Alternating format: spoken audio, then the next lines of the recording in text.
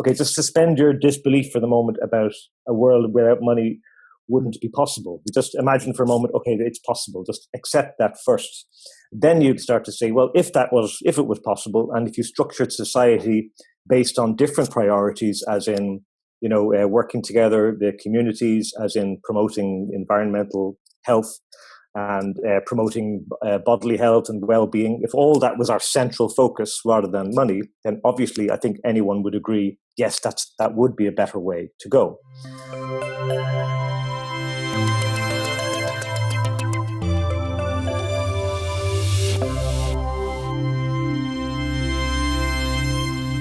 Welcome. This is Mind the Shift, a podcast about a shifting world and shifting minds.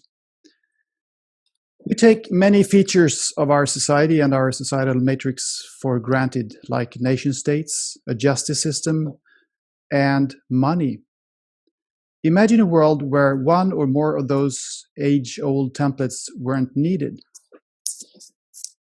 My name is Anders Bolling, and I'm your host.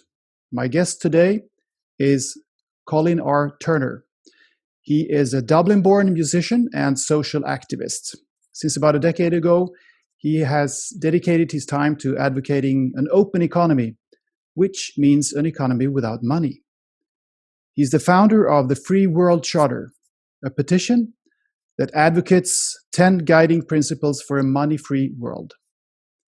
He's written a book called Into the Open Economy, which has been translated to at least 8 languages, and he's written a series of thrillers about the envisioned transition from the old world to the new world. And last year, he also held a TED Talk about his ideas. Warm welcome to the show, Colin. Hi, Andrews. Thanks a million for bringing me on. Really happy to be on here, and looking forward to tackling some of your tough questions. I'm just going through them here, so that's good. Absolutely, bring it on.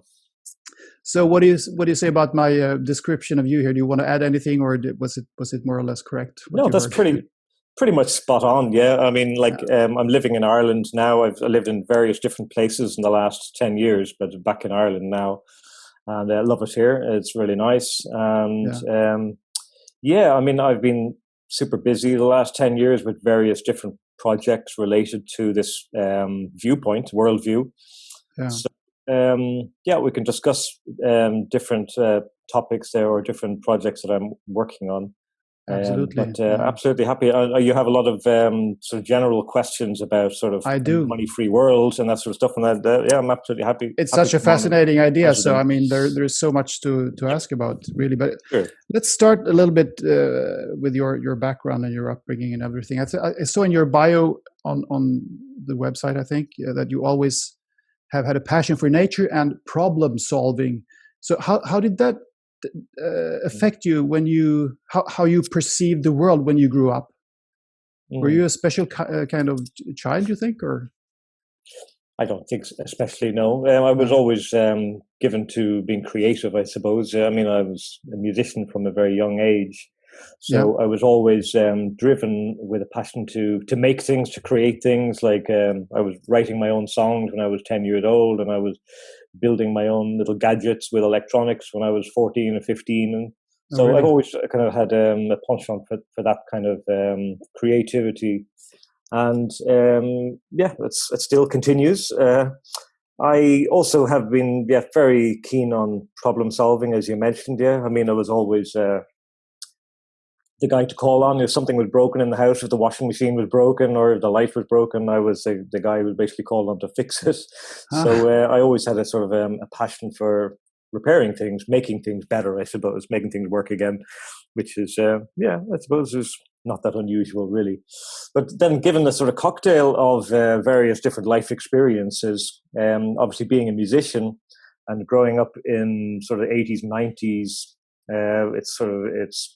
it was really, really hard to even envision making a good career out of playing music. We always look back on our idols like the Beatles or the Rolling Stones or the Who and all these fantastic bands who did so well. And I always looked up to those bands, and then found that it was almost impossible for me to actually to try and give anything close to that kind of career path. It was really, really hard to do that for various different reasons. So I suppose there's a kind of, I've always sort of felt this kind of slight underlying injustice that basically I spent a large section of my youth basically learning music and trying to get good at it. And then when I arrived to sort of the time when I should be making it from music, then it was almost impossible to do so.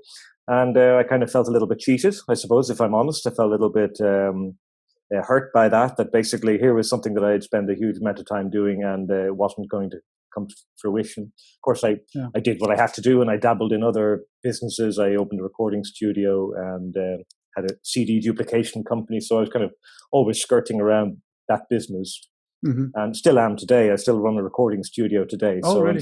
I'm still kind of in the business as well. Yeah. So with that sort of that early sort of maybe injustice, I should say, that I felt. And then on top of the fact, then all these things like you had the banking crash in 2008, then you had the rise of the Occupy movements and then the Zeitgeist movement and all these various different online movements which were coming out in social media that were kind of proposing sort of radical alternatives or radical new world views. All that sort of stuff was happening at the same time. And I suppose, given just my particular skills and passions, it sort of converged on me trying to actually make a go of doing something to help that process myself. So you were active in those movements that you were mentioning here? No, in Zeitgeist movement, I had been sort of semi-involved with the Zeitgeist movement, but none of the other ones, no. Most of them are US-based, of course, but there has been a small Irish Zeitgeist movement, but nothing much to report.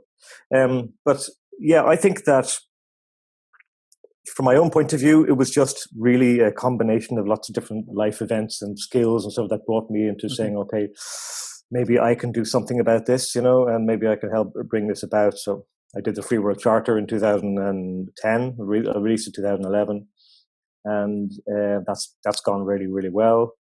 We have loads of people signed up to that.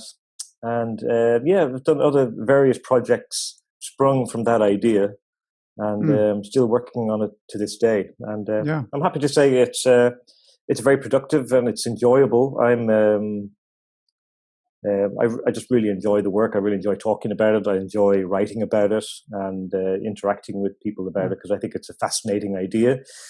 Obviously, the idea of no money was kind of a shock to me at first, as it was to anyone else. But maybe I'm just slightly more open-minded than others that I said, well, what would it like and what would it be like and how would that work and that sort of stuff. So I kind of forced myself to ask those questions as well. So so from repairing dishwashers to repairing the world. So to speak. It's a work in progress. It's not finished. It's a work in progress. Yes, of course, it's a little bit more tricky than to repair a dishwasher, I guess. But so your vision here, a world without money, is of course extremely big in most people's eyes. I guess it entails some very, very big changes. And so, is it possible for you to explain, do you think, in a few basic points here to the listeners what an open economy would mean? Okay, yeah. Well, what I refer to usually as an open access economy was, when I wrote that book, it was open economy was a term I was using, but the open access is the term I use nowadays. So anyway, what an open access economy is basically where we leverage our existing community structures, like the governments and administrative bodies and sort of supply chains and all that sort of stuff. All that stuff is inherently useful, and we can repurpose all that for once we have a different priority. At the moment, the priority is profit, and making a living. That's what we prioritize, number one. So basically everything, all our apparatus in society is based around that goal that, okay, we all have to make a living from this. I have to make a living. You have to make a living. And then, companies have to turn a profit, blah, blah, blah. All this sort of stuff. But a lot of that stuff can actually be repurposed if we change our perspective on what's actually important and what is better for us in the long run. And that's something that we don't think about. We more or less just say everything is kind of short-term interest. We live from paycheck to paycheck, more or less, most of us. And that's pretty much all we think about. But of course, all our decisions, all our economic decisions have externalities and effects that happen in the real world that are obviously damaging the planet.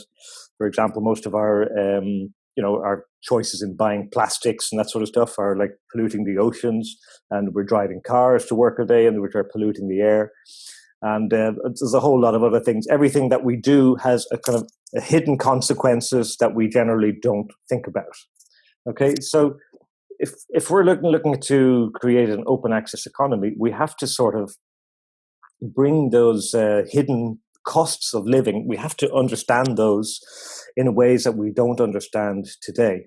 And when we fully assimilate that information as to what is actually the literal cost of living between our resource management or resource use and our use of each other, or exploitation, or our interaction with each other, then it becomes obvious after a while that actually we can actually do better if we don't use money. If we just imagine for a minute, what I always say to people is, okay, just suspend your disbelief for the moment about a world without money wouldn't be possible. Just imagine for a moment, okay, it's possible. Just accept that first. Then you'd start to say, well, if it was possible, and if you structured society based on different priorities, as in, working together, the communities, as in promoting environmental health and promoting bodily health and well-being, if all that was our central focus rather than money, then obviously I think anyone would agree, yes, that would be a better way to go. So I kind of try to package it in two sections. To say, first of all, suspend the disbelief that it won't work, and just say, well, if it did work, then it's very easy to understand that it actually would be a better way. If we could just operate on a different operating system, then we're basically, all our priorities are upside down. Whereas at the moment where the top priority is making a living, and then everything else is underneath that, like meeting people and being productive and enjoying your work. All these things are kind of secondary motivators, and money is a top motivator. But if you took away that money motivator, then all these other motivators become larger, and we become more fulfilled by acting on the secondary motivators rather than the primary ones. Mm-hmm. But that's the first part. And then the second part is, okay, well, then we have to go back. All right, so you've suspended your disbelief that a money thing won't work. So we have to answer those questions now, just how I think it can work. Yeah. And the very short answer is it can work with mass awareness and education of a different set of values, a different social contract, really, not to put it in a nutshell, really. We have one social contract that we operate now at the moment where everything is based around economy, and most everything are separate or secondary to that. We can create a new social contract where basically we prioritize the environment, our communities, our own well-being, and our own personal health. So these are things that once you turn things upside down, then you have to say, okay, well, how do we make that possible? And I think that even if you argue that it's either not possible or it's extremely difficult, even if you make that point, then there is always the argument that it's still a really high goal to what's the word? Envision, maybe? Shoot for. Yeah, to shoot for. It's a really good goal to shoot for, and that we should be going that direction, of course. So, so even those who think it will never work, they can still have that vision to work towards a better world. Of course, yeah.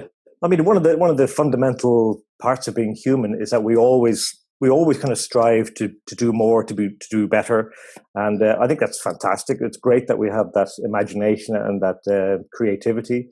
So I think that we have to always strive to do better. Yeah, and at the moment we're really striving to do better within the confines of a quite a small closed game, for want of a better word, which is actually kind of rigged against us. And not really through anyone's fault or through any misdeeds from anyone, but this game is basically rigged because the people who sort of make the rules of the game, they're the ones with all the wealth and the power, and the rest of us just kind of muddle around with the scraps. So, some would object that a lot of entrepreneurs start with very little and start as you and me. I mean, I have sometimes problems with the division between we and them. we and they. I mean, who are we and who are they? Because sometimes the we can become they, if you know what I mean. A small person, a so-called simple person with not much money or not much education or whatever, can start a company, an enterprise, and suddenly become successful and grow and grow and grow and suddenly become rich. So I mean, that happens. And some of those Silicon Valley companies started off like as Google. I think Google had the device. No, not the device. They had this saying that do no evil or something like that. Do only good. But today it's perceived as the devil on earth almost. So well, it's I don't know what I want to say about that, but it's a bit more complicated maybe than to say that well, they are telling us what to do. If you see what I mean. I absolutely agree. Yeah, and I'm one of the few people sort of in this thought space, for want of a better word, that I don't vilify people. I'm not saying that we are victims of these evil people, which I think is ridiculously absurd. But I think that systemically there is a structure of society that basically that puts the power with certain people and takes it away from other people, and that's not their fault any more than it's our fault, if that makes any sense. Because we let them, because we all accept this matrix. Exactly. Yes. So we defer our power to other people because we kind of crave convenience, and we're a little bit, we like to have luxury and convenience. So when someone says, okay, look, I'll solve all these problems for you, you don't have to think about that, we say, okay, I'm going to charge you this amount of money to do that. So we have a culture of consumerism, which I think is largely responsible, not just for the way that we consume resources, but also the way that we consume ideas and the way that we allow ourselves to be manipulated and shunted around for things that maybe are not in our own best interest. And again, I stress, it's not because there's bad people there. It's just because that's just the way it's kind of organizes itself. That's the way the system kind of tends to organize itself like Since that. a few thousand years ago. Yeah. I guess the most common objection, probably practically, to a world without money is this one. I mean, who would make big enough an effort to do a job if not remunerated for it sufficiently in their view?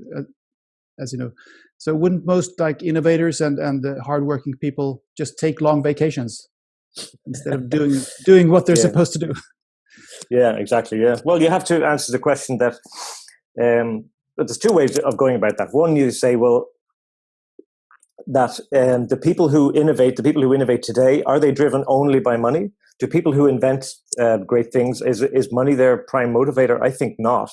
I think that the prime motivator of any great innovator today is they want to create something good. They want to be productive. They want to maybe be remembered for something. They want to do something that's significant, and they want the respect and admiration of their peers for doing that. I think that's the prime motivator, and then of course maybe the money comes after, or the money comes with that. And it was like being a musician, I suppose. Probably one of the reasons that people are motivated to be musicians and to get famous is because they kind of crave that respect and admiration, and also they want to put out something that they think is good and that they think people will enjoy. So you would say that money is not, I can say absolutely without doubt that money is not the prime motivator for musicians, which is obviously the sector that I would know more about most. But obviously because you're a musician, because you behave and think in a certain way, that's the way you want to do the thing. And it's the same with tech innovators as well. That they basically want to create the latest gadget. They want to create the latest thing. So there's a kind of, it's like a bit of a game to innovate.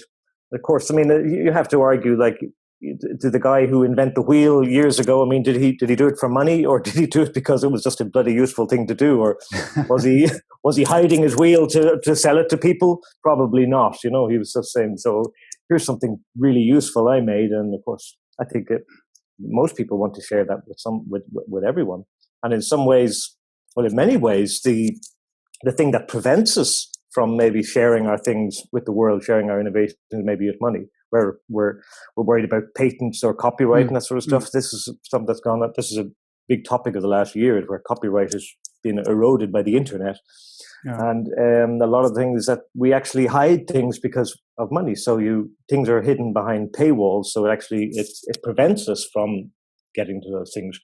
But in terms of innovators and why would people do things? Why would people get up in the morning and do things? Well, it's the very same. You have to ask yourself.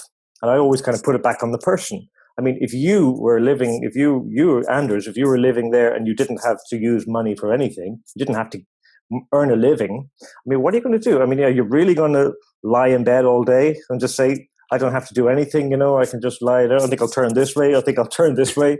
I mean, eventually, that's bullshit. We don't want to live like that. We want to get up and we want to do something in the world. We want to be active. I mean, I know there are people who would be very lazy and would make that, but I think that's very much a small minority of people. Maybe it's the same people who are lazy already today. So and that's the other way of answering the question is you have to say, how do these things happen today? What's incentives there today? And are those incentives working? I mean, we live in a capitalist economy, and yet we still have like millions and millions of people who are dropped out of that, millions of people who are unemployed, millions of people who are depressed, people who have all kinds of issues and neuroses. And a lot of that can be maybe at least indirectly attributed to that economic system. So people are being marginalized by a system when they're not included. So I think that people have an innate desire to get up and do things in the day. Yeah. And people don't want to be slaves as well. Okay, that's fair enough. And well, we shouldn't be slaves. We shouldn't really have to get up and work for 40 hours a week doing the same thing over and over and over again. And I wouldn't expect people to do that. If you had a no money world, I wouldn't expect that to happen. But I would expect that maybe a lot of those kind of jobs, those very repetitive, dull jobs, would either be taken up by technology, or they would be shared out among the community, or they would just be scrapped altogether, as in the case of maybe many finance jobs and that sort of stuff, some of which is just like... Oh, yeah. The whole banking system would just not be needed anymore. So a lot of these kind of dull, repetitive jobs are basically linked to that kind of that sort of thing. But then you have jobs like fruit picking, for example. This is always a really good example, I think. I mean, generally it's still the best way of getting fruit is to have people picking the fruit. Because machines it's not an easy job for a machine. So you say fruit picking. Okay, so a lot of these people who work in Africa in the cocoa farms and that sort of stuff, or in coffee farms, it's a dull, repetitive job, generally in hot weather, in unpleasant conditions. So you have to ask the question, okay, so if there's no money, why the hell are all these people going to go out and do that and work in these shitty conditions? And the answer, truthfully, is probably, well, they won't. That basically we will have to restructure the way that's done, because that is inherently unfair, to be exploiting those people like that. So we have to say, well, okay, but that has to stop, because that's bullshit anyway. We have to do that a different way. So we either invent machinery that can do that same task, or we basically say, well, instead of these guys doing it, instead of a few people doing it, say, well, let's spread it out to a community of 50 or 100 people who are doing the job of three people. Take turns. Yeah, doing the job of 3 people. And of course, it's a low-skill job, so more or less anyone can do it. Same with rice farms and that sort of stuff. I think that leveraging technology is one thing, and then leveraging community. Those are the two sort of underlying principles, I say, of the open access economy, is to use those two things that already exist and to make them better. And when we do that, then we can remove money. Because the secondary motivators I was talking about are always there, and these motivators are going to be bigger. And of course, when you're more valued, when you're more valued and more respected by people, you generally tend to be more productive and you feel more positive about yourself, because we're a social species. We crave respect from our peers, and when you have that in ways that you don't have it today, because someone just pays you and just, okay, here's your money, get out. When you have that real respect, when you're actually engaged in your community and working in your community, you're going to feel better about your community. You're going to feel better about yourself. So the theory is that it's kind of a positive feedback loop that starts making things better and away from the negative feedback loop. That reasoning has a lot going for it, of course.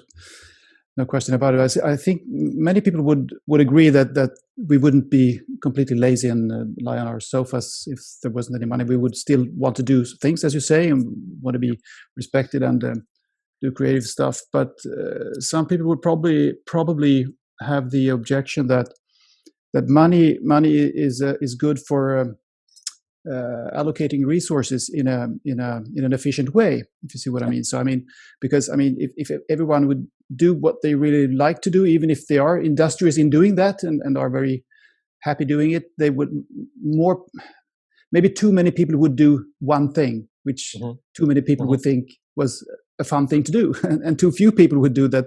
Well, you were mentioning this fruit picking example. And I guess there are more examples like that. So then money is used as a means of allocating the resources in a more distribute things in a more efficient way, so to speak. I don't know what are your thoughts on that? There's two ways to answer that, and the first one is, well, how does that happen in today's society? When people don't ask me about motivators or how this works or how would that work in a money-free world, I always ask the question, well, how does it work now? And that's a good place to start, because when you talk about the efficient use of resources, or the efficient use of the economy to create sort of wealth and growth of the community, then I have to argue straight away that actually the current economy doesn't do that efficiently. In fact, it does it terribly, because on the one hand we have planned obsolescence of things that basically break as soon as they go out of guarantee. I mean, that's a known thing.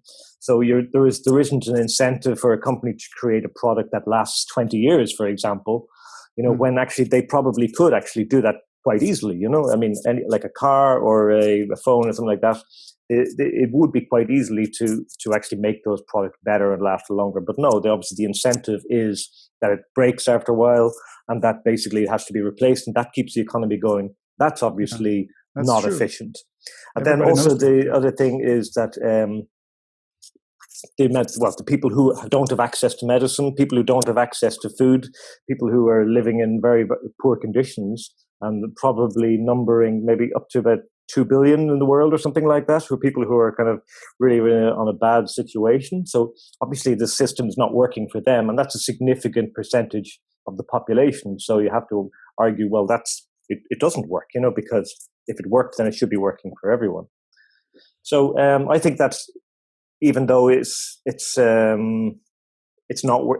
even though it seems to work in a lot of ways here, I think there's a huge way that can be improved. There's lots of ways that it's not working, that it's creating inefficiency by design, and that these people are falling out of the system everywhere, and that's something that we have to change. We can do better than that. I believe we can do better than that. So the other thing is then that a lot of the supply chain solutions that we use nowadays for tracking inventory, for tracking shipments, all that stuff is really, really good technology. And of course, that can be completely used. So, for example, barcodes are a fantastic way of tracking inventory and tracking movement of items all over the world, like Amazon do that. And that's a system that's fantastic, and that's brilliant. And we can still use that in a no money system to allocate resources, to see what's needed where, and to understand what will the future demands of that system be. And that's one of the things that we can take from the current system. So it doesn't have to be linked to payment or a paywall. We can actually use that same technology to do the resources and skills even more efficiently than we do now. I guess you hear a lot of people when you talk about these things that they say, "Oh, this sounds like the old Soviet Union or Mao's China, 5-year plans. You want to do that all over again." So what do you say then? What do you say to those people? Well, I mean, obviously communism. I mean, this idea, it shares quite a lot of things with communism, with the original ideas of Marx, for example. But obviously, in modern communism or communism, everywhere that it's existed, it always existed with money. It always existed with a hierarchy, even if they pretend it didn't. And it always existed with state and it always existed with well, not obviously not religion, but with atheism actually, which in some cases was kind of held in religious standpoint as well. So it wasn't just we had communism and that it failed. It was that we had this thing that was kind of theoretically some parts of communism, and then had all this kind of baggage, and it really is all that inefficient baggage, the stuff, the things that happen with state corruption, and obviously people living in very poor conditions. That was what really overturned communism. Communism imploded because it wasn't working, and because it wasn't even doing what it was supposed to do. It wasn't basically genuinely giving ownership of all the means of production to all the people. That was kind of the intent, but it would never happened in reality. They were basically dictatorships, and they were always they had always the money and the state and all that sort of this other apparatus basically used to sort of manipulate people. So this is closely linked to not having money is also closely linked to maybe not having governments or not having a state that rules things, because otherwise it's going to probably go the same avenue as the Soviet Union. Well, you have to see that everything, all these institutions in our society they're more or less created to make this money system watertight, to make it work, to keep that system running well. And that's what government does mostly, is they supervise budgets, they organize whatever, where the money is going to come from, where the money is going to go. And that's what they do. But if there isn't money and these things are organized in a different way, then they don't have much left to do. But that's not to say that obviously a good organized society still needs some administration. It still needs leadership. I'm not against leadership at all. I think leadership is absolutely a fundamental necessity for human beings, because we do need role models. We like having role models, but they need to be people who deserve that role, not people who are either bought into that role or born into that role. They need to be people who deserve it, like a meritocracy, I suppose. So I think that people who are leaders because of how they inspire people, those people deserve to be leaders, and we should have leaders like that, absolutely. Because not everyone wants to be, the leaders, but no rulers. Yeah, exactly. Yeah, I think I would just find leader as someone who sees a bit further, who has a kind of a particular vision, who can maybe see a bit further than other people. So I think those people are really, really vital, to humanity. So that's a great way of keeping us organized, because I wouldn't like to see a money-free world just becoming this kind of widely distributed anarchic sort of chaos with just families and tribes, or modern versions of the same.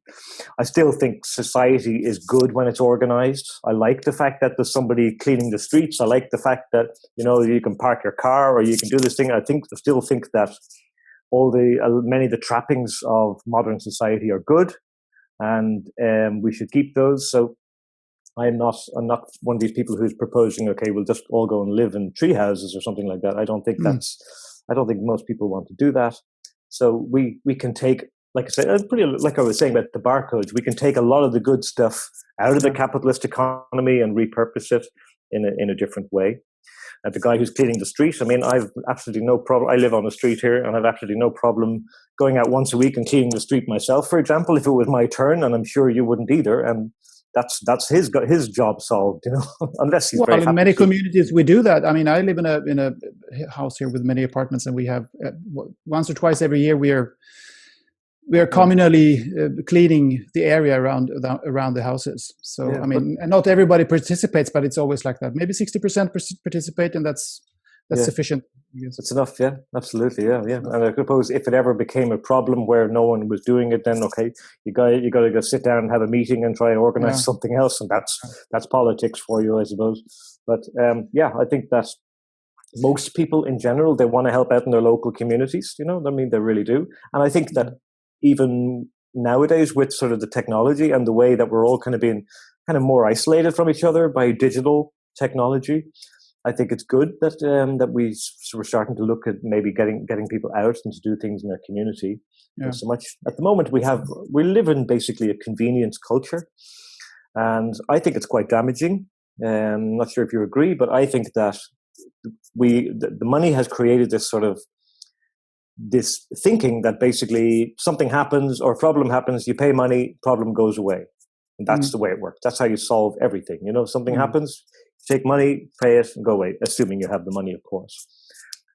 But well, if there was no money, I would still call that expert who can fix my dishwasher or who can fix my car or whatever, because I would never be able to do that. I'm too lousy at that. So I would still call that person to have the problem go away.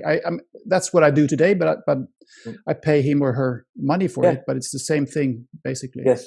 Yeah, absolutely. Yeah, but I mean, I'm not just saying about expertise things. I mean, there's loads of different ways you can apply this basically payment of money just to make a problem go away. Like cleaning your windows, for example. Maybe you pay a guy to clean your windows. I mean, anyone can clean their windows, but you just kind of, it's just there's a convenience thing. We do have this addiction to convenience, and I think that that's not a good thing. I think that we do need to look. The objective of human life is not just to do less and less and less and less until you're just completely static. That's not living, And this is kind of the sort of the dream we're kind of being fed a little bit, is that let the economy or the capitalist economy take care of all the problems, little whatever obstacles in your life, and then you can just do less and less, and you can relax and relax.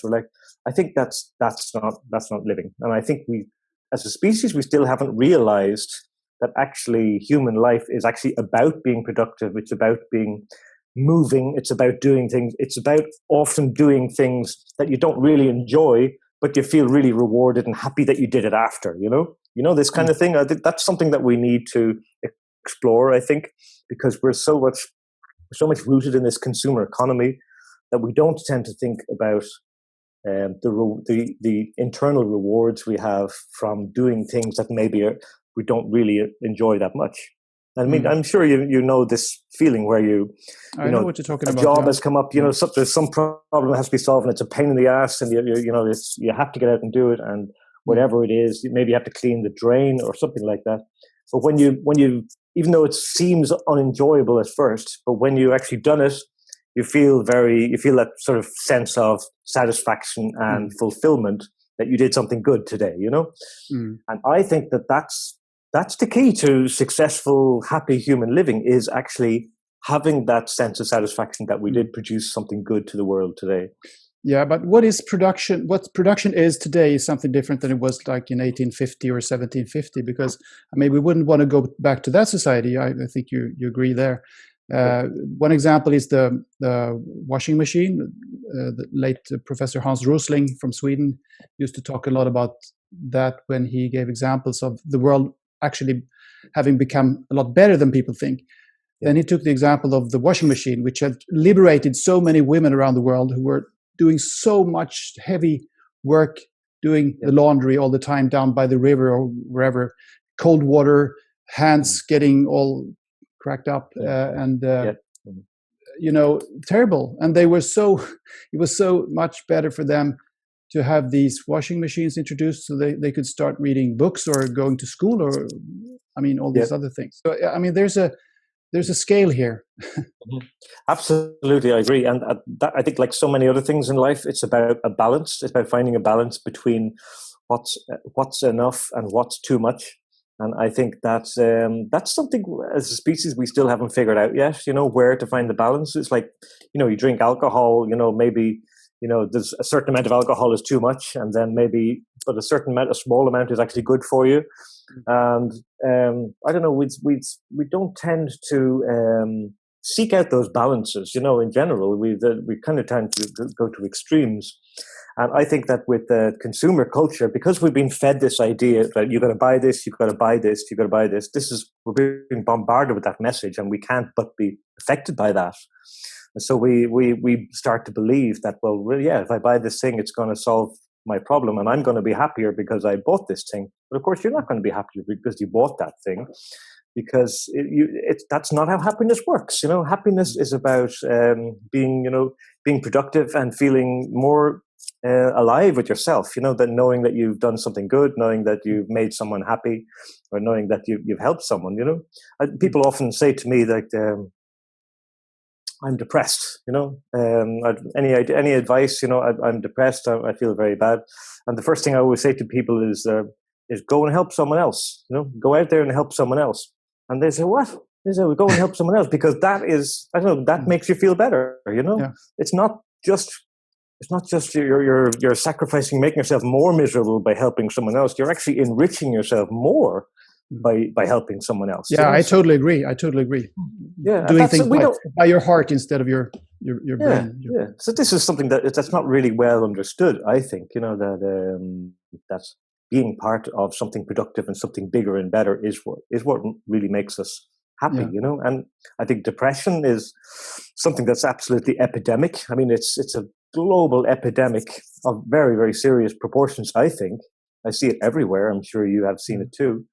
And that's something that needs to be addressed, And I think a lot of it is to do with marginalization through the economy and through lack of understanding as to what really is our true place, because people are lost. They don't know what's their place in their community if they've no money, they've no job, and maybe they're drinking alcohol, or they're just in a bad situation, in a rut, as we say. So I think it has less to do. I think it has less to do with material problems than with the fact that people are very confused about the very complicated and strange world we're living in, with so much information everywhere that people don't really understand what's happening, and that makes them confused and scared about the future, and that makes them depressed. So I think it has less to do with material problems, actually, because I mean, you can go back 50 years, people were worse off, but they were maybe not as depressed. Also, I think depression is also a subjective thing, that maybe people were depressed before, but they didn't call it that. They called it something else, or people just killed themselves and the people around them didn't understand what happened. What was it? Depressed? And I had no idea. But these days people talk about it. Oh, you get my point. Yes, absolutely. Yeah, I understand. Yeah, of course. And yeah, it's absolutely not all about material possession. And I think, but maybe it's more about lack of education as to, what are we doing here? I mean, most people kind of don't really have the answer to that question, especially people who are sort of in a rut or whatever, why are we here? What's my life for? And this sort of stuff. And that's, having this kind of sense of purpose is what makes us happy, I think, And when you lost that, and whether that's through the economy or whether that's through some other reason, lack of social opportunities of some kind. Whether that's whatever the cause is, I think the fact of losing your place in society or not knowing your place in society is what precipitates depression. But it's a very interesting topic and something that needs to be addressed. And actually, while we're on the subject, I was watching the movie last night, Social Dilemma, which I would recommend anyone to watch who are interested in. Netflix or something? Yeah, that's right. It's on Netflix, and it's about how social media is, co-opting you into sort of. I saw the trailer. So basically, it looked really gloomy. It looked really gloomy. I tend to avoid very gloomy things because. Me too. Yeah. Anyway. Yeah, but it was kind of likening social media basically to a slot machine. That basically, when you're scrolling your news feed, it's kind of like a slot machine. And then when you hit something nice, then the algorithm knows that you found something you like, and then it tries to show you more things like that. So it's just a way of keeping you hooked. So that's it's basically an addictive technology. Again, that's something we'll have to talk about that at some stage. We'll have to tackle that problem as well, because. Again, you have to argue that it's coming down to market motivators. That's what's making those sites. That's why they want so bad to addict you into those services, because they're trying to sell the advertising space to advertisers. And so it's down to their bottom line. So, of course, you have to argue, well, if there isn't any money, if we don't operate society like that, then we can actually have social media that's beneficial for people and that gives people what they want without manipulating them. No, that's a good example, because I think that, like we were talking about before, the tech innovators would probably innovate those tech gadgets even if they weren't remunerated for it at the beginning, at least, because things like Twitter and Facebook would probably be created even without this thing. Oh, but yeah. they promised early on that they would never charge any money for using it, because and today it's absolutely too late to do that. They can't charge. I mean, they can't have a paywall for Facebook or Twitter, so they will have to find other ways of making money on it. That's why this whole thing started.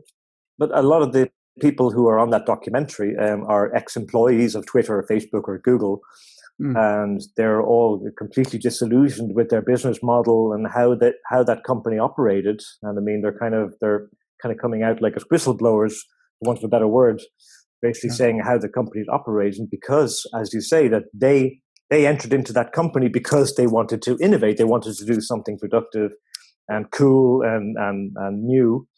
And of course, then they realized that actually it was just turning into this very unpleasant sort of cash machine, which was turning out to be a destructive force rather than a positive force. And these people basically, they turn their back on that. And it's great to see that that's happening. And that, I suppose, supports my point that the people who are innovating are not driven by money. They're actually driven by innovating. And that's all, they want to do something good for the world.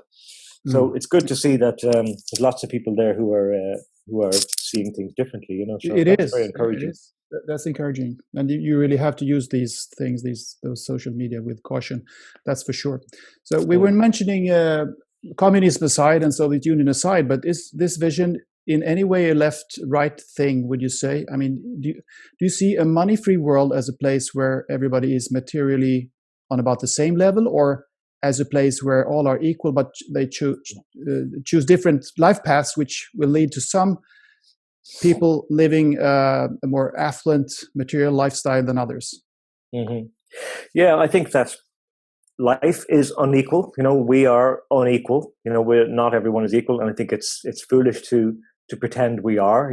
I think in some ways we play this ridiculous game in modern society where we try to pretend that everyone is equal.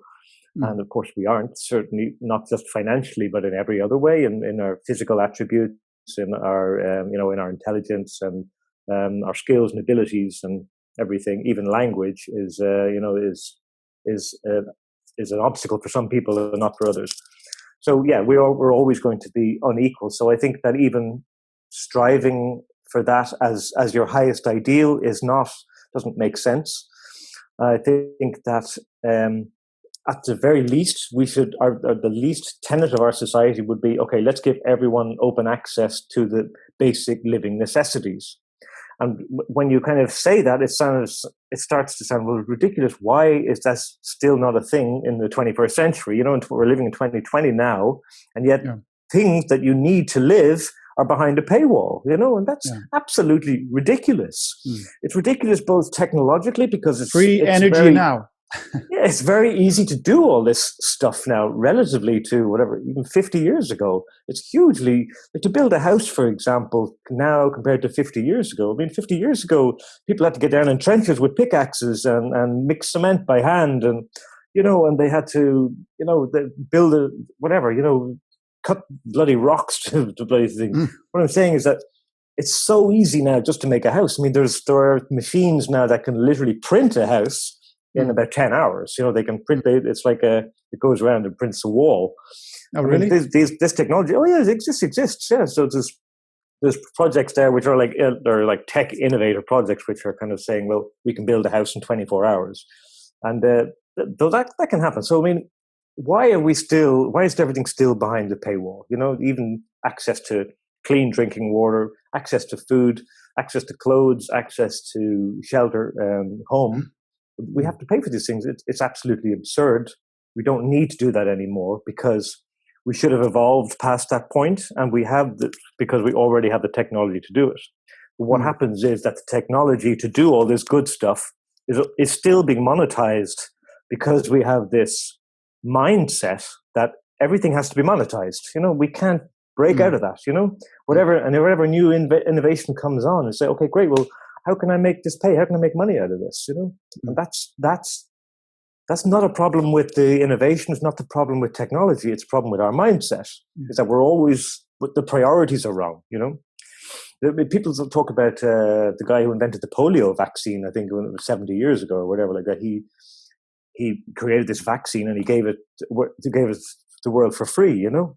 And people say he's kind of hailed as a hero. I can't remember his name now, but this was something that's kind of seems so antithetical to modern society. You know, why did you do that for? You could have made millions. You could have made billions from that. You know, but that's the way we operate now. You know, look at who's going to invent the COVID-19 vaccine. You know, how much money are they going to make from that? You bet your ass they're not going to give that away for free. You know, so I mean, there's all this the incentives are backwards. You know, that we're not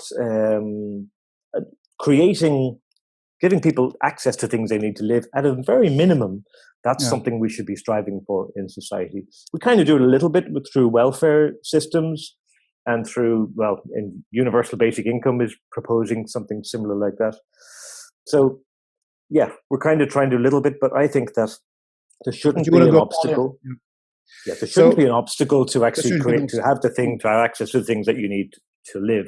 So it doesn't mean that everyone is going to be equal, is going to be elevated to the same level, but it means that at least everyone has the same basic start in life, which is going to be like much, much higher than it has been before. And we'll all have different sort of values and principles, I suppose, as to how that society works, you know? Because it's funny that the people often say the joke that, you know, when you were a kid, your mother always told you to share your things, share your toys. But then when you're growing up, your dad said, no, you don't fucking share things. You know, go out and get a job. You know, go make some money. You know, go make a killing, you know. So it's like sharing is what we like to teach our kids. But then, no, you have to grow out of that and start making money and all that sort of stuff. We still do it within our families and within our groups of friends. And so, I mean, that's spontaneous for most people. Yeah, absolutely. And this sharing thing, this is why we have the website, the Share Bay that I'll talk to you about later. Like the Share Bay is basically a way of promoting this kind of sharing behavior with strangers, not just friends and family. Because you're right, we do all that so spontaneously with friends and family, and that's great. But really, for an open access economy to work, we have to spread out that methodology to everyone. We have to start with say, well, look, even the people that are not my friends and family, we are still like, you know, cohabitants of the same space, you know, and so if we're helping each other just a little bit, then we're going to solve a lot of the problems of society, you know. So that's ShareBay is a site that you have is working now. Yeah, it's open now. It's like an eBay without money, so to speak. Exactly. Yeah, it's basically like an eBay or Amazon without money. So what it is people who are gifting goods and services. Now it's quite small. It's only like a prototype, so I think we have 2,000 people on there now. So it's basically it's a way for people to go on and share goods and services, and we're actually in the process of doing a redesign on it and some promotion later on in the year. Okay. But it's a really exciting project.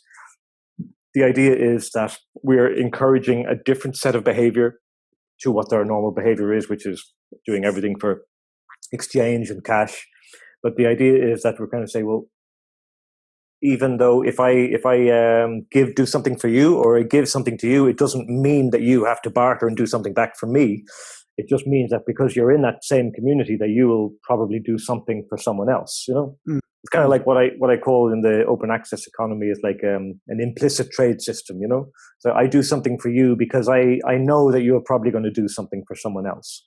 Yeah. And this has kind of been the guy David Graeber, actually the famous anthropologist. This is kind of how he argued that primitive societies actually operated, or primitive tribes operated, was on this kind of idea of I owe you one. You know, that this was really kind of the currency of early primitive human society. Yeah. Wasn't the fact we weren't like exchanging shackles or seashells or whatever and that came later. But the point was that when the smaller more informal societies, it was all about, well, thanks for doing that favor for me, and yeah, I'll get you back someday, or I'll help someone else. So everyone kind of helped each other normally, and exactly in the same way as it happens in friends and families, that kind of circle. You know, no one keeps account of what you do and what you don't do in your friend and family circle. But that leads us to the question about organization. You were earlier talking about you're not fond of the thought of anarchy or something like that, because you still want an advanced society which is organized, and we need leaders. You mentioned leaders and inspirers and administrators, of course. And and it's obvious that in such a society, without money, we would need a lot of organization, and we would need probably transparency even more than we have today, and we need it today. And it's especially true when it comes to resource allocation and highly complex activities like mines, metal extraction, or power generation, or things like that. Isn't there a risk that new elites may emerge in that kind of situation? Yeah, in what capacity? Well, the people who are leading these advanced, complex activities, they can kind of start thinking they are worth more than others, and they need better conditions, finer houses, maybe. And we are so intelligent, we can keep this mind going. So we should actually be allowed to decide over other things as well, because we're so smart. Something like that. Well, yes, absolutely. Yeah. Well, I mean, like I say, I don't think it's realistic to hope for a fully equal society. There's always going to be some people who are better than others in some capacity, in some form. That's just nature. That's there's nothing we can do about that. That's fair enough. So if somebody is like better at, I don't know, monopolizing a certain activity, as they do in the current system, then probably that's going to happen. But in our current system, we also have this deference to other people, deference to power, and this sort of what I would call learned helplessness, where we don't believe that we are good enough to solve those problems ourselves, or that we are an equal member of society, or we have equal importance. But we have to re-educate ourselves to guard against those kind of behaviors where somebody is just taking off and basically sweeping up all the resources for themselves or for whatever reason. Yeah. We have to basically say to ourselves, well, look, we can't allow that to happen ourselves anyway, because we don't have the tools to be aware that that's happening.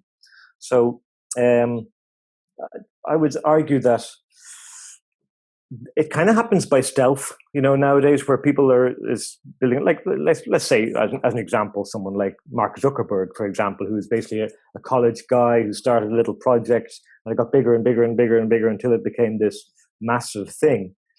At some point, I mean, if we had a properly enlightened, educated economy, at some point during that process, somebody would have said, hang on, wait, this thing is getting too big, it's getting too important, it shouldn't be just in the hands of one guy or this bunch of people. So we have to rethink what we do. We have to reevaluate this Facebook project. So it's, I don't know how to say that well, but it's like,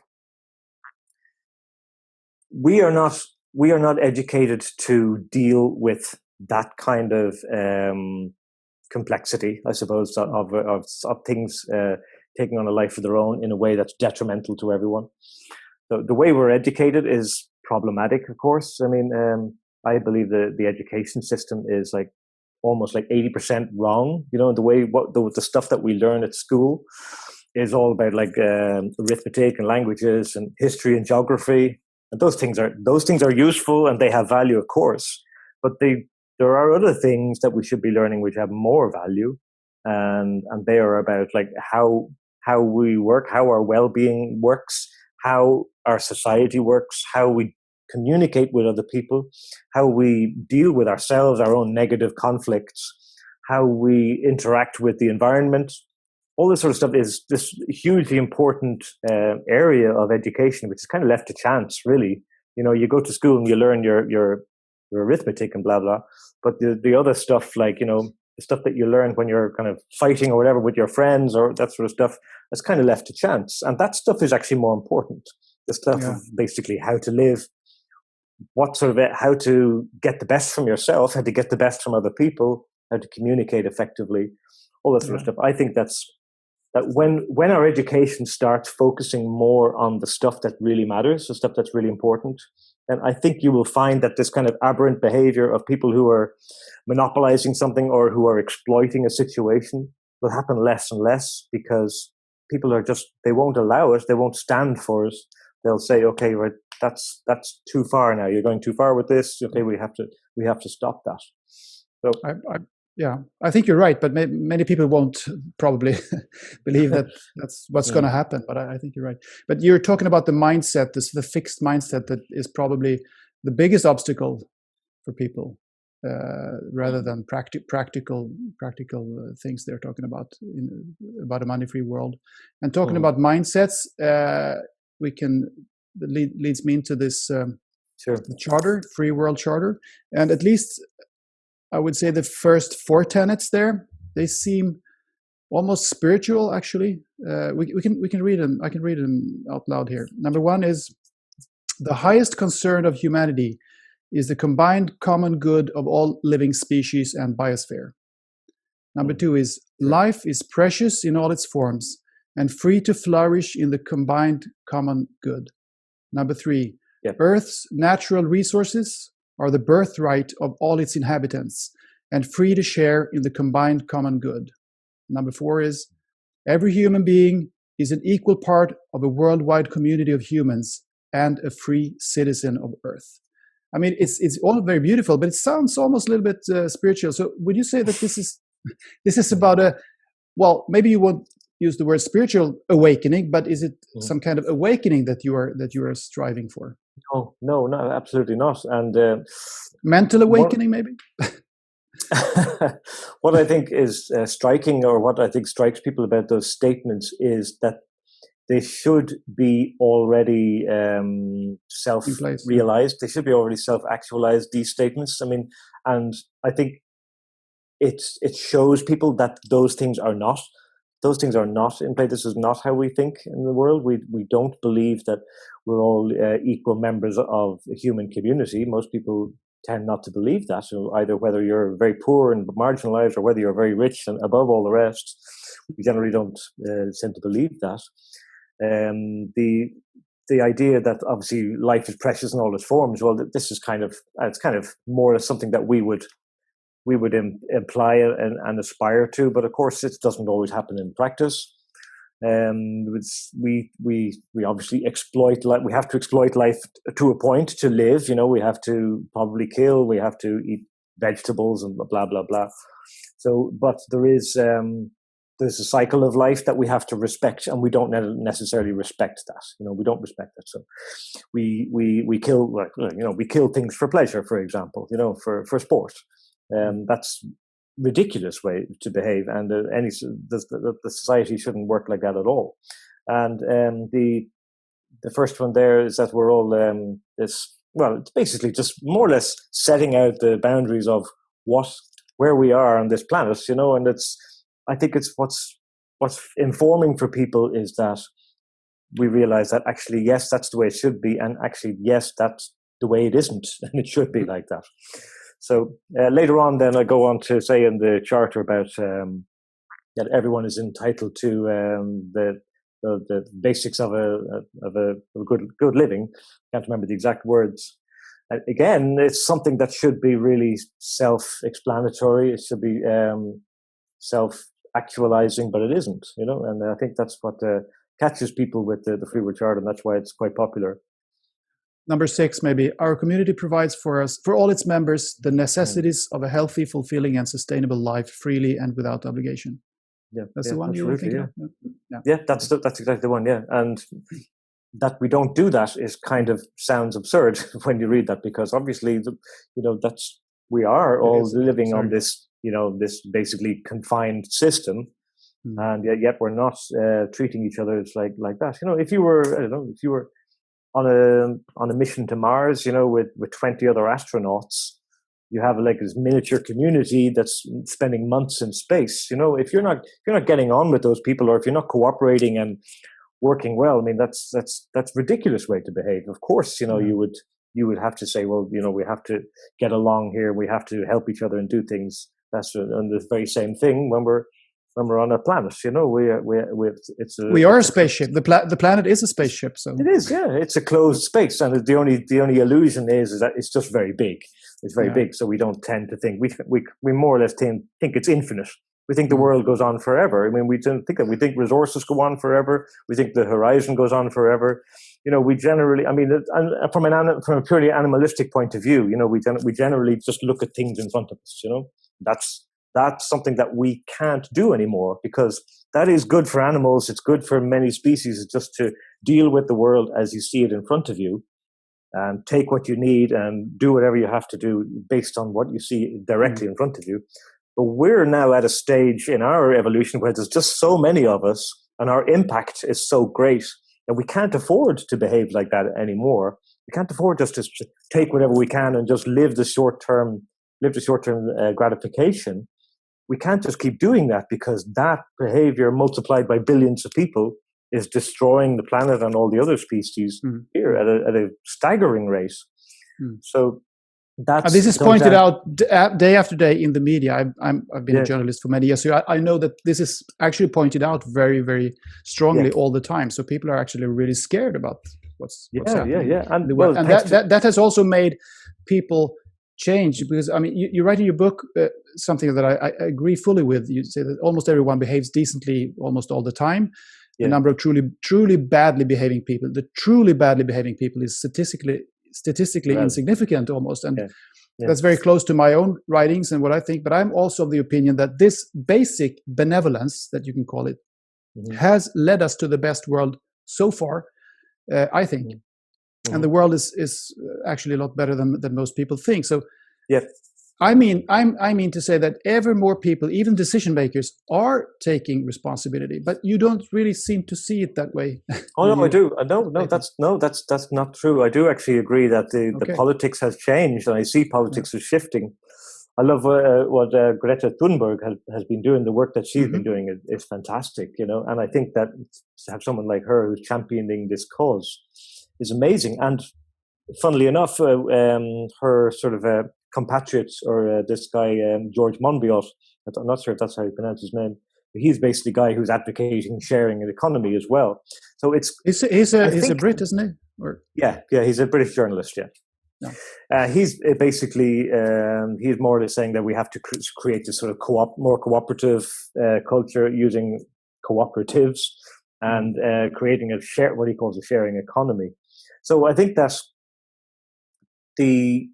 we're starting to realize that those two things are linked. That the problems with the environment is the problems with the way we behave on a daily basis. It's very easy for most of us to think, well, the government have made this bad. The government are messing everything up. The companies are messing everything up. They're polluting the world, but that's not true. That's a ridiculous point of view, because it's actually us. It's all of us that are driving that machine because of the choices that we are making every day. In our billions, this is what's causing environmental chaos, climate change, and pollution and waste of resources. It's not to do with bad people. It's not to do with bad decisions. It's to do with basically the millions and millions, billions of decisions that we take every day. So I think there's lots of reasons to be positive in terms of European politics now. I think European politics is definitely it's improved much more than it has in the last 40 years or so. I think people are getting much more eco-aware. You might be aware that the First Minister of Scotland has teamed up with a few other nations, smaller nations like New Zealand and Iceland and one other, I can't remember, that they want to create this thing called a well-being economy, which is still like capitalism. It's still a capitalist economy, but the idea is that they're promoting well-being as being like an integral. They're not just measuring GDP; they're measuring other things. Yeah. I think was it Bhutan? Was some of the countries? I think Bhutan's. Yeah, they introduced some kind of alternative to GDP several years ago. I can't remember what its name was. The happiness index or something. Happiness index, something. Yeah. So, but now you have the United Nations, of course, since 50 years back, as you know, and many ridicule the United Nations and thinks that it's completely useless, and maybe it is. I don't think so, but it's not extremely powerful, of course. But they have this Agenda 2030, like 17 sustainable goals since the 2030. All these goals are supposed to be achieved, and when you read them, they are actually pretty they resemble your vision pretty much. Mm-hmm. Yeah, As a matter of fact, absolutely. you've read them, I presume. Do you I agree did that? at one point. Yeah. I have read them. Yeah. Because they I say think, things like that, no poverty, no inequality, no wars, all these things. yeah. Well, it doesn't say no money. That's the thing that isn't there. but But otherwise, same I as think most of your goals are in there, really. but look at the UN Charter of Human Rights. I mean, Yeah, that's obviously has a lot of the stuff there. I can't remember when that was authored, maybe in the it's a 50s nice or piece of 60s. paper. Yeah. I can't remember, but it's not. No one sticks to it. It doesn't mean anything. I mean, the UN is it's kind of like this giant but toothless organization. You know, they don't have the sort of all they can do is like really bring lots of awareness to a subject, and I think it's good that they do that. But in terms of actually having teeth and actually making things work, that can only happen probably at government and individual level. Mm. But at least the UN, I think, is good for highlighting those sort of stuff. So no, I'm not anti the system the way it is in the way it's going. I think that there's a good trajectory here. I think that a lot of people are obviously they're realizing the connection between environmental damage and the way we're behaving, or the way companies are behaving as people perceive it. So I think that's going in a good way, and I'm optimistic that basically we can start shifting maybe more towards the sharing economy, which is what I'm sort of proposing. That if we can start implementing that more and more and more and more, because the only way to create this sort of upside down money free world is really gradually. You know, I think it's unlikely that government's going to make a decision. Okay, we're going money free tomorrow. You know, it's just not going to happen. You know, what we can. The reason it won't happen is because we're not ready for that. We don't understand how to behave properly in the world, or how to behave in a way that's conducive to a better society. So I think that the only way to do it is to graduate towards it, and that's why we have things like ShareBay, and there's loads of other sites like that who are doing something because similar. I was going to ask about that, because I had this question that maybe it's an all or nothing thing, because how can it start? Well, maybe if it starts gradually worldwide, it might work, but I was thinking you can't really start in one corner of the world, can you? I mean, if one country scraps money, that wouldn't really work, would it? Well, actually, in the book that I wrote another book called F Day, which was like a fictional novel. I don't know if you saw that. I haven't read it. I saw that was basically proposing that it actually happened in one country first. Okay, it happened in Iceland in that book. Okay. So that was like a wonderful thought experiment for me, actually, as well as a writer. So I basically developed the story from where we are right now today, and I expanded it into whatever 50 years in the future, and say, okay, the world went money free. Okay, I'm saying no. So how did that happen? You know, so I kind of rewind back and say, okay, how did that happen? And I write all about this kind of transitional process, which I think is very interesting, and it's useful maybe if anyone's interested to read it. But of course, it's not a guarantee that it's going to happen like that. I'm more of the opinion now. I mean, I wrote that book like maybe 3 or 4 years ago. I'm more of the opinion now that a gradualist approach from where we are from the way we act today to graduating to a different way of acting. You know, that's the way it has to, because actually. Sorry, a little bit by stealth. Actually, I think that the money system is disappearing or dissolving itself by way of we're not using banknotes or coins anymore. It's just digits on displays all the time. I mean, it's still money, of course, obviously, but as you have also pointed out in the book, I think if you take a loan for a house, for instance, that the money for that loan is created the instance that you sign the loan papers. It doesn't exist, so money doesn't really exist. It's just energy. It's just kind of I don't know, trust. It is nothing really. It's a shared belief. When you don't use banknotes and coins, it's so obvious that it's something very, very strange. The whole thing. Yeah. I mean, it's like a shared belief, I suppose. You know, it's like I hand you money. Shared belief.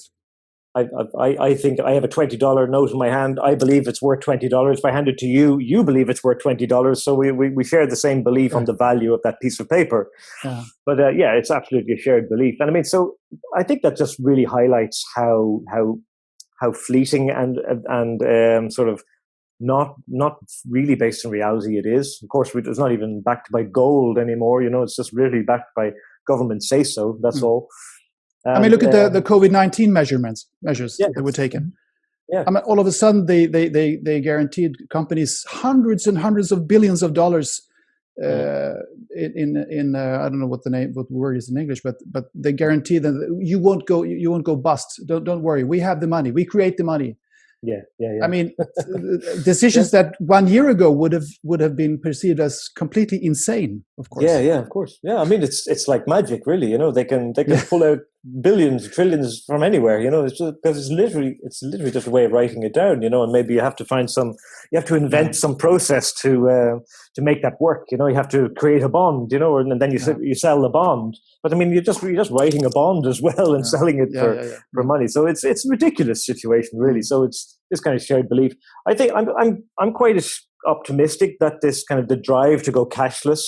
I think Sweden has quite a big initiative. They want to go cashless maybe by 2025 or something like that. Is that right? Or I don't know. I don't know if that's the year, but yeah, something like that. So I think that's interesting because a lot of people are afraid of that, and kind of rightfully so, I suppose, because they won't feel in control of their money anymore. You can't hide money in your mattress anymore. You have money which is just numbers in a bank account, but of course somebody can just switch that off. Which just kind of leaves people a bit vulnerable. I could understand that, but I also think that removing the physical cash is a great way of actually seeing what it actually is. Yeah. Weaning it off. Yeah, seeing it for what it actually is, and actually weaning us off that thing. Because as long as we're holding hard notes and coins in our hand, it feels like it has value, has strength or something. But I think that when it goes down to, like, cryptocurrency is something similar as well. I would advocate for that as well. I think it's good. It's a good thing because it also decentralizes that power a little bit, and it also creates this sort of it kind of shatters the illusion of money a little bit, because actually it is only just numbers. It's only like it's a long hash code or something like that in the Bitcoin. Do you think the cryptocurrency is a stepping stone to money? Yeah, I would think so. Yeah, I would think so. But I would say we'll go cashless before Bitcoin and stuff will take over. I don't think Bitcoin or cryptocurrency will ever take over somehow. I think the cashless thing will take over. I think that's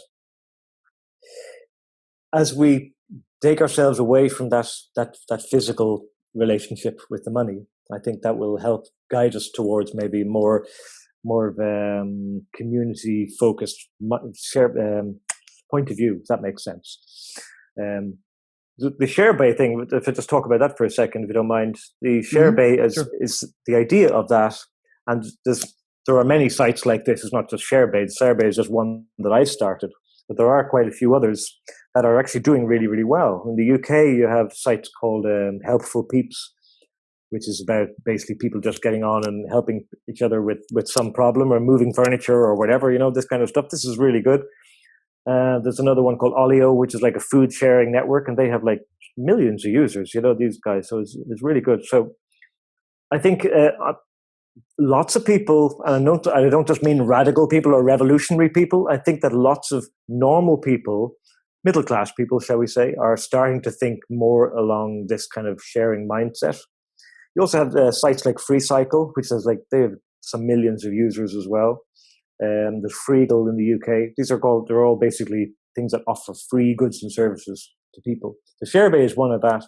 My hope is that that we can create basically an eBay, a free eBay or Amazon, and actually get to that sort of level of popularity that it actually becomes really useful for people, and not just for kind of niche sort of things like it is now. There's very like quite low value items being shared there, but eventually over time, if more and more goods and services are being shared, then people will have more confidence in that system and they will share more. So that's my thinking behind that. Fascinating. This is so interesting, and this topic is, it's inexhaustible. So we could talk for hours, but I think we should perhaps start wrapping it up a little bit here. Sure. This ShareBay, is that your next big project that you're doing, or do you have other big projects in the pipeline coming up soon here?